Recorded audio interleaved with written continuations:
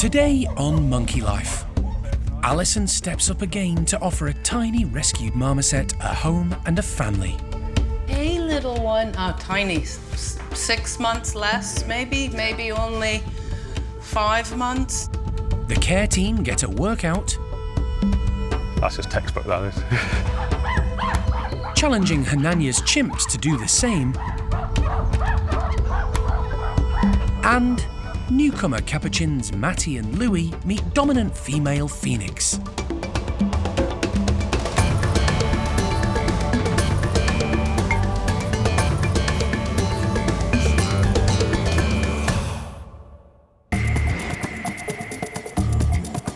Monkey World in Dorset, buried deep in the English countryside, is the largest sanctuary of its kind on the planet. The team, led by Dr. Alison Cronin, rescue and rehabilitate abused and unwanted primates from all over the world. Hi!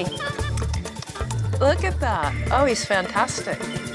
The park provides a home for more than 260 primates from 24 different species.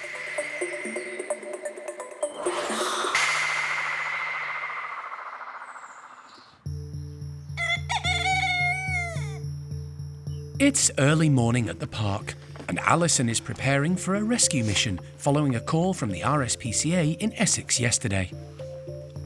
They intervened after discovering marmoset Tik Tok had been purchased to promote the owner as an influencer, and after discussions, the tiny primate was signed over.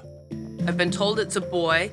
I'm prepared to get a girl or a boy. You know, who knows what it's going to be. But I've seen the photographs, and indeed, it's a tiny infant marmoset. The only reason that I can even jump in the car early doors and go and collect this marmoset is because it's so young. I can probably give it to one of our rehabilitated pairs, and they'll adopt it. So, upside, downside, tragic orphan baby for no reason being sold into the pet trade, we might be able to fix it. We'll have to keep our fingers crossed and hope little Tik Tok is a strong character who wants to live, because he's very vulnerable right now. It's been several months since the UK government announced a bill to end the trade in primates as pets in England. But this is still going through Parliament, and for now, the trade continues, pushing the park to its limits. Alison is constantly being asked to rehome unwanted or neglected monkeys, some by owners who simply don't know how to look after them. The park already houses 37 marmosets, and there are more than 80 on the waiting list. Youngster Tik Tok is another example of why the change in the law can't come soon enough. Fingers crossed. Until we get there and look at the marmoset, I really don't know a whole lot about it. It would appear to be in, generally speaking, good health, but it's been removed from its parents prematurely. It still should be nursing from its mother, so that's a shame, and it will be at high risk for metabolic bone disease or rickets. We've given us a cuddly toy overnight, and it's fallen in love with a unicorn. The marmoset has been looked after overnight by local vet Robert Lees. Hey, little one. Oh, tiny. 6 months less, maybe only 5 months. Wow. The vet is well aware of the problems caused by unscrupulous dealers in the pet trade. I think it's all about money, really, at the end of the day, the pet trade. So this one, what we were told, went for £2,000. So that's probably £1,000 more than the actual price of them in the pet trade. Look at what I've got. Alison tries a bit of bribery to gain the marmoset's trust. Oh, should we come down a little bit? Come down here. Look.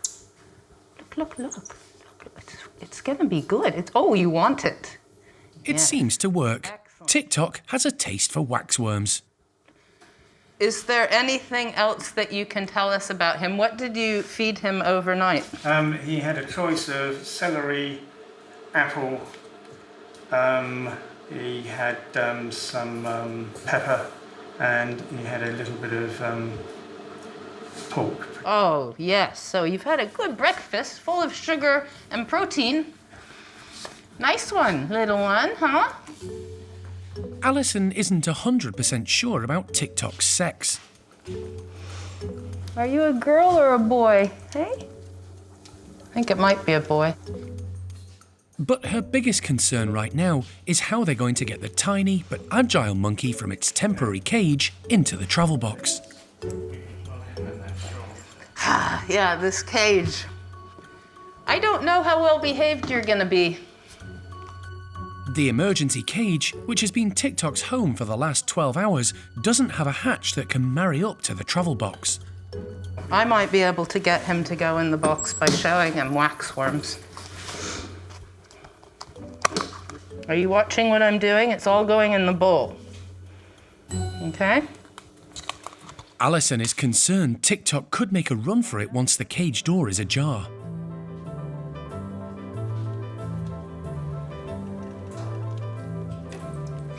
Come this way, come this way, come this way. Okay, down, down, down, down. Good. Almost professional. What are you saying? Job done. The lure of waxworms proves too much. The marmoset is safe and secure inside the travel box. I think it's a good thing that we came early doors, got here as quick as we could to sort him out, but mainly for him, we'll get him back to the park ASAP and alongside of those adults who will hopefully adopt him. I'm very hopeful. He's cute as a button and young. Hopefully for Tik Tok, this will be the start of a new life for him, a new chapter. With the marmoset now settled and tucking into some treats, Alison is keen to get him to the park. It's a 3.5-hour drive to Dorset, where the Small Monkeys team are waiting to welcome the new arrival.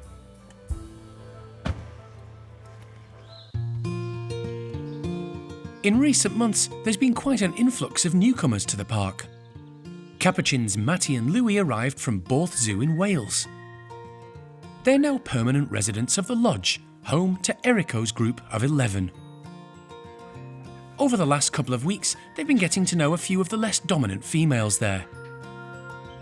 The introductions have been going well, so today the pair are going to come face to face with head female Phoenix. First meetings can be unpredictable, and the primate care team are well prepared. So introductions in any group can be quite stressful, particularly for the animals that are involved and also the rest of the group that are potentially shut away in a different area.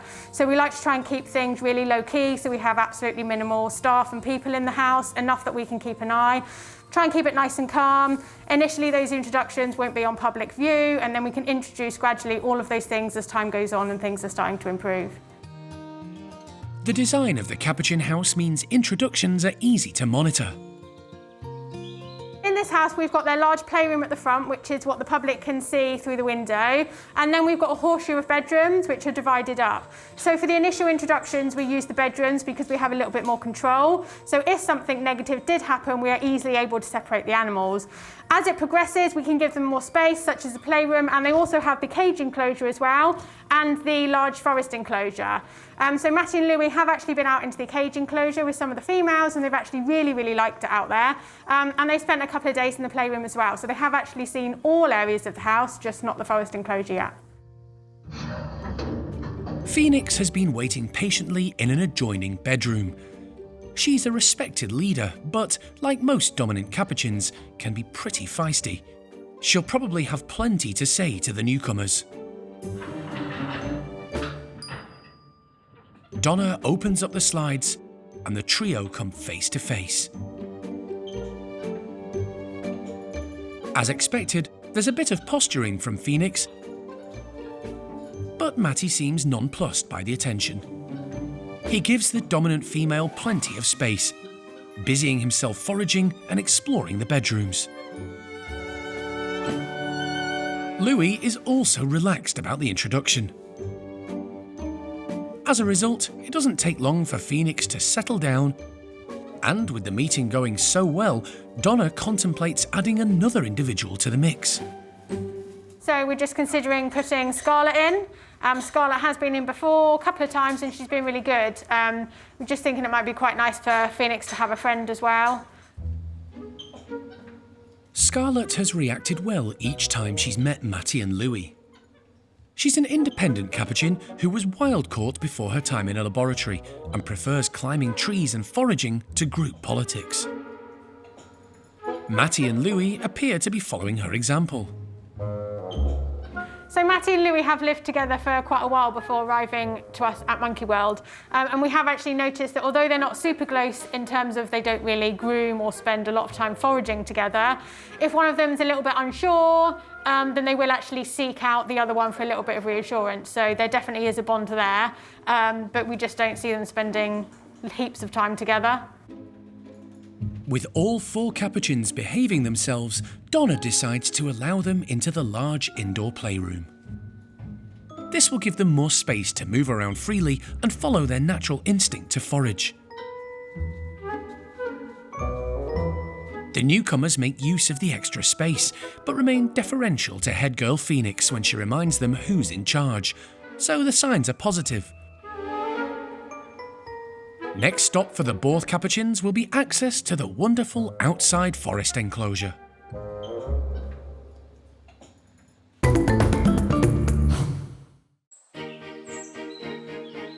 There's an exciting morning ahead at Hanania's enclosure. The 18-strong troop are in for a super fruity breakfast.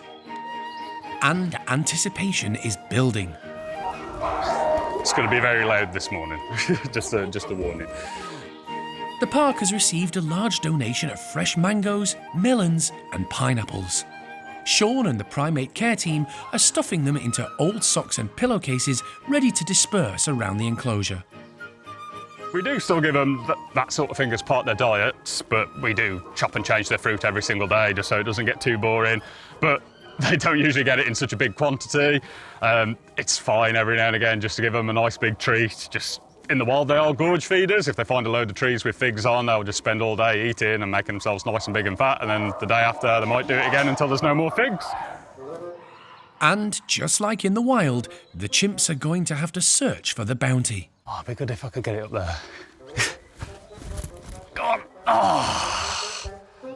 It's meant to be a workout for the chimps, but distributing the treats in hard-to-reach areas is taxing the keepers too. They're giving it plenty of welly. Overshot that one. But the next one's a belter. I'm well happy with that. Meaning the chimps will work that little bit harder for their meal. That's just textbook, that is. Encouraging them up high and keeping their bodies and brains active. That'll do. It just helps them spread it about a bit more as well, otherwise you're going to have the likes of Johnny just sat on a pile of mangoes and no one else getting any, so yeah, we need to spread it out a bit.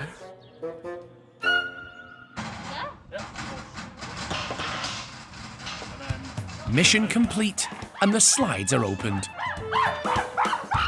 The highly excited group rush out en masse, eager to see what's on the breakfast menu. It doesn't take them long to realise that pillowcases and socks contain fruity treasure. They're soon tearing at the cloth to reach the prize inside. True to form, dominant female Johnny collects and hoards as many as she can. Cookie and Trudy want to hang on to theirs too, so head off to eat in a quiet spot. In the wild, chimps will gorge on plentiful food discoveries, coming together as a community. Boss Hanania and a large number of his troop demonstrate the behaviour, eating contentedly in a communal setting. The chimps tear into the fruit easily with their strong teeth. Shamak made short work of a juicy mango. The chimp's long canines are perfect for piercing the tougher outer skin to reach the juicy flesh. The fruit-fueled breakfast is not a regular occurrence. The primate care team have to pay close attention to the chimps' diets in order to avoid health problems. It means regulating the amount of commercial fruit they're given. We had quite a lot of, not obese, but slightly overweight chimps. It is something you do want to keep an eye on. It's always treading that fine line between, like, you know, giving them nice things, but also keeping them healthy. But the major reason we did start cutting down the fruit was because of Bart's diabetes. And we thought, yeah, we are going a bit overboard, so maybe let's pull it back a little bit. But at the end of the day, they are still rescues, and we do still need to spoil them sometimes. So every now and again, grabbing a mountain of melons and pineapples and mangoes, throwing them in there and just letting them have a wonderful morning, you know, it's got to be done. There's plenty to go round, meaning even the low rankers get their share of the fruity feast. Trudy's enjoying it so much she's even climbed up high to eat.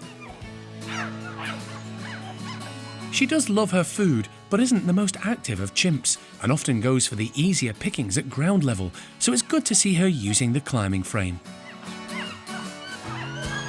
Alpha male Hananya's getting a lot of attention today, something he doesn't always appreciate. I think out of all of our top boys here, he has the toughest time. We've got a lot of big characters, particularly with the girls in this group, and they are very much in his face all the time and just constantly being niggled at by him. But yeah, I think he definitely appreciates just a little bit of quiet time. Just sit back and eat a melon without anyone asking him for anything. Sneaking off lower down the climbing frame may give him the moment's peace he craves. Today's enrichment has been a success. The whole troop have come together, their usual squabbles replaced by hugs and greetings. It's just been quite nice seeing everyone just getting along for a change, particularly when we have had that little bit of tension between Hananya, Simon and Johnny recently. It's been nice to just see everyone just pile in there and just stuff their faces and choose to be nice to each other instead. And after a hearty meal, there's usually two options.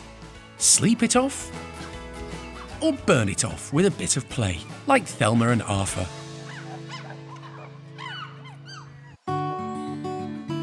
It's been a busy day at the Marmoset complex as they prepare for Alison's return from a rescue mission, with yet another small primate from the pet trade. Primate care team member Charlie has been arranging a bedroom for the new arrival, a baby called Tik Tok. Alison thinks the marmoset is between 5 and 6 months old, so he'll need a foster parent to help him settle in and learn natural marmoset behaviours. The initial plan will be to mix him with Clydie, because Clydie has actually adopted babies in the past, including Amy and Caesar. So the first thing we're going to do is get him in, get him settled. I set up a room next to Clydie and Ronnie, which will be hopefully his new parents. And I'm just baby-proofing the room at the minute. So because he is very tiny, he won't be able to make the leaps that the adult monkeys can. So I'm just going to put more branching in, some more perching, and just make everything a bit more accessible.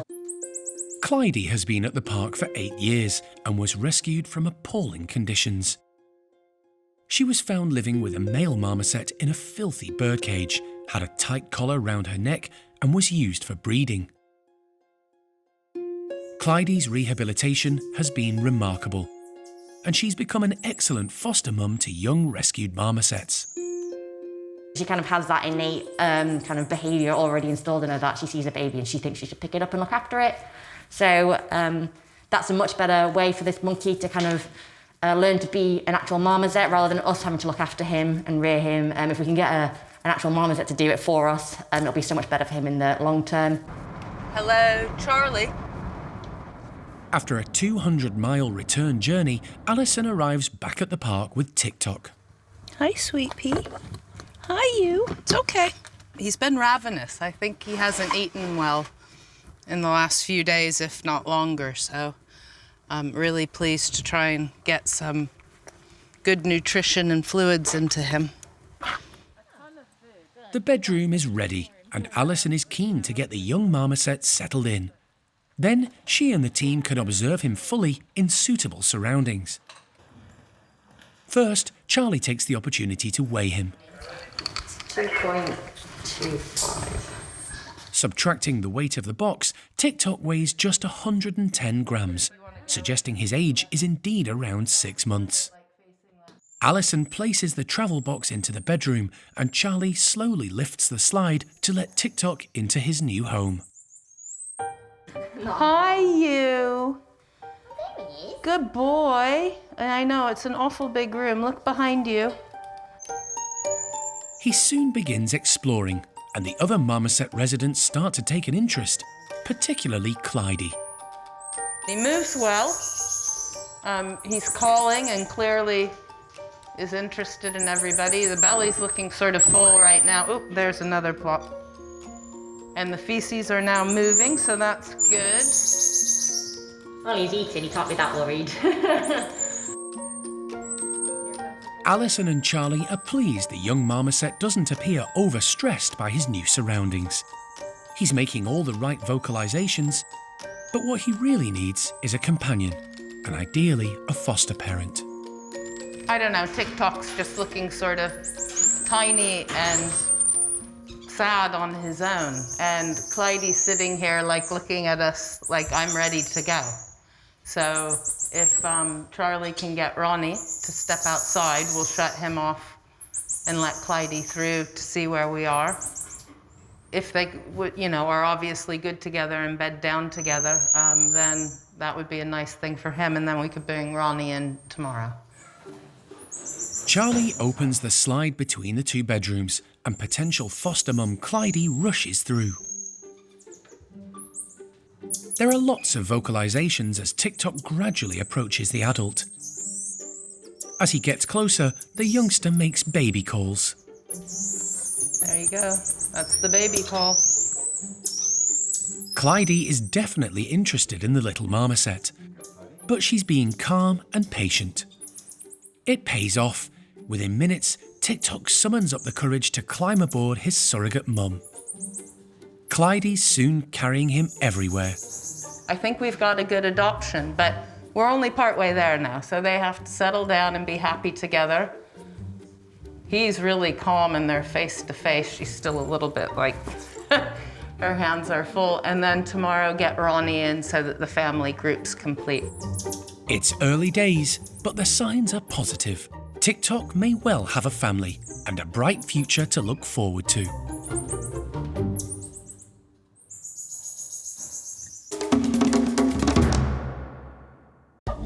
Next time on Monkey Life. Life and death decisions for the team when woolly monkey Oriana and her unborn baby are on the operating table. I think we should go for it. I think we should go for it. I think so. But it's very, very risky. Okay. And a bumper crop of grapes on the vine for the golden-cheeked gibbons.